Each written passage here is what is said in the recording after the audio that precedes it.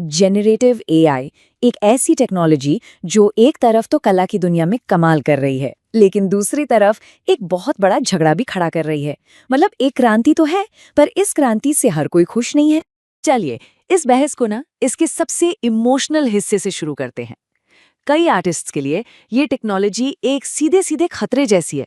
उन्हें ऐसा लग रहा है कि उनकी बरसों की मेहनत, उनका जो यूनिक स्टाइल है, उनकी पहचान, वो सब कुछ बिना पूछे उनसे छीना जा रहा है। और किस लिए? बस एक ऐसी मशीन बनाने के लिए जो शायद आखिर में उन्हीं को रिप्लेस कर देगी।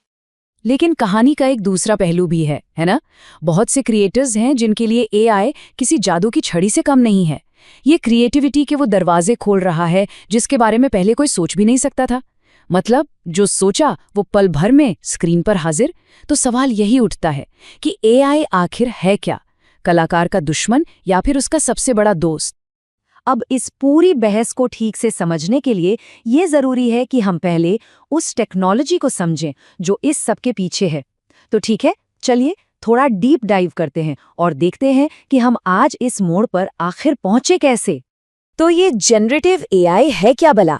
देखिए, सीधे साधे शब्दों में कहें तो ये एक ऐसा एआई है जो सिर्फ डेटा को पढ़ता नहीं, बल्कि कुछ नया, एकदम ओरिजिनल बनाता है।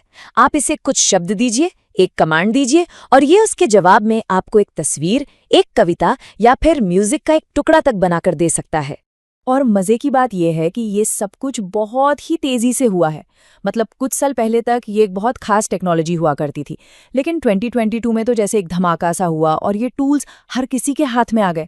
और आज हालात ये हैं कि ये टेक्नोलॉजी इतनी एडवांस्ड हो चुकी है कि कई बार तो ये फर्क करना मुश्किल हो जाता है कि कोई आर्ट पीस इंसान ने बनाया है या फिर किसी मशीन ने। चलिए अब उस आर्ग्यूमेंट की बात करते हैं जो एआई को एक खतरे की तरह नहीं, बल्कि एक क्रांतिकारी टूल की तरह देखता है। ये वो साइड है जो एआई के वादे यानी एंडलेस क्रिएटिव पॉसिबिलिटीज की बात करती है। जो लोग इस नजरिए को सपोर्ट करते हैं, उनका कहना है कि एआई दरअसल क्रिएटिविटी को डेमोक्रेटाइज कर रहा है। मतलब जो बड़े बड़े विजुअल इफेक्ट्स या एनिमेशन बनाने का काम पहले सिर्फ हॉलीवुड के बड़े स्टूडियोज के बस में था, वो आज एक अकेला आर्टिस्ट भी अपने घर पर कर सकता है। ये उन लोगों को एक मौका दे रहा है जिनके पास पहले इतने रिसोर्सेज नहीं थे। तो असल में ये होता कैसे है, एक मिसाल से समझते हैं। सोचिए एक आर्टिस्ट है, वो अपने हाथ से एक यूनिक कैरेक्टर बनाता है, ठीक है? फिर वो एआई की मदद से उस कैरेक्टर को एक बिल्कुल नए बैकग्राउंड में, एक नए माहौल में रख देता है, और फिर उसी एआई का इस्तेमाल करके उस सीन को एनिमेट कर देता है। अब यहाँ देखिए, एआई आर्टिस्ट को रिप्लेस नहीं कर रहा, बल्कि उसके काम को, उसके विजन को जल्दी से हकीकत में बदलने में उसकी मदद कर रहा है। और जो एआई डेवलपर्स हैं, उनका तर्क भी काफ़ी दिलचस्प है। वो कहते हैं कि उनका एआई मॉडल कोई सिंपल डेटाबेस नहीं है। वो इसकी तुलना एक स्टूडेंट से करते हैं। जैसे एक आर्ट स्टूडेंट हजारों पेंटिंग्स देखकर स्टाइल और पैटर्न सीखता है और फिर कुछ अपना एकदम नया बनाता है, ठीक वैसे ही एआई भी डेटा से पैटर्न सीखकर कुछ ओरिजिनल क्रिएट करता है। तो उनके हिसाब से ये नकल नहीं, ये क्रिएशन है। लेकिन इस चमकती हुई तस्वीर का एक बहुत ही डार्क साइड भी है। अब बात करते हैं बहस के दूसरे पक्ष की, जहां पूरा क्रिएटिव समुदाय बहुत गंभीर सवाल उठा रहा है। क्या हम एक ऐसे भविष्य की तरफ बढ़ रहे हैं जहां आर्ट तो होगा पर आर्टिस्ट नहीं होंगे?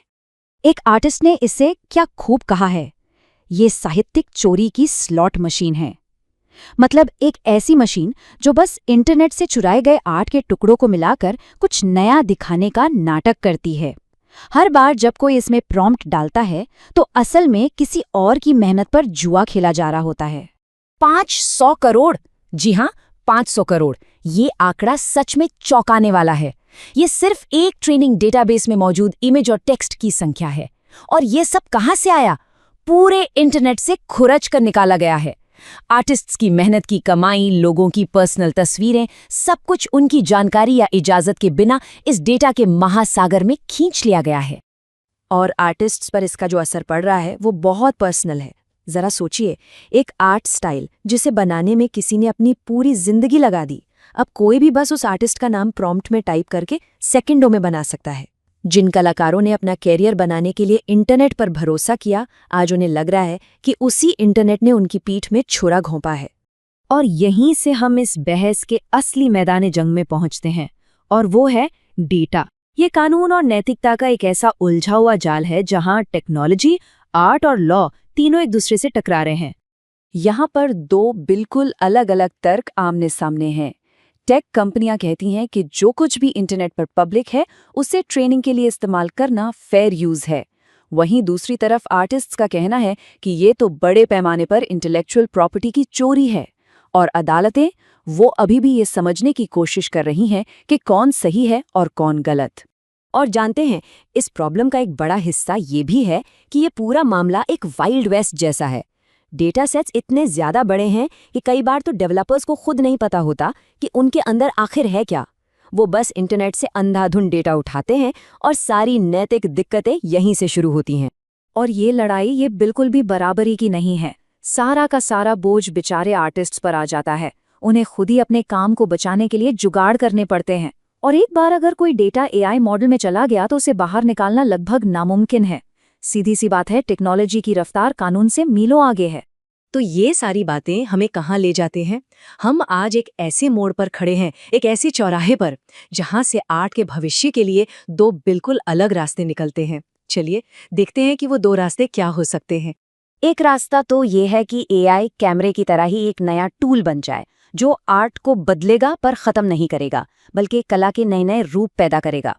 और दूसरा रास्ता वो थोड़ा डरावना है, जिसमें एआई मार्केट को सस्ती मशीन से बनी आर्ट से पाट देगा, और ऐसे में इंसानी कलाकारों के लिए अपना पेट पालना भी नामुमकिन हो जाएगा। और आखिर में दांव पर यही सब लगा है। सोचिए, अगर आर्टिस्ट अपनी कला से अपना घर नहीं चला पाएंगे तो वो आर्ट बनाना ही छोड़ देंगे।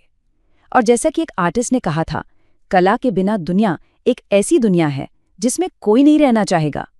ये सिर्फ आर्टिस्ट की नौकरी का सवाल नहीं है, ये सवाल हमारी पूरी संस्कृति की आत्मा का है।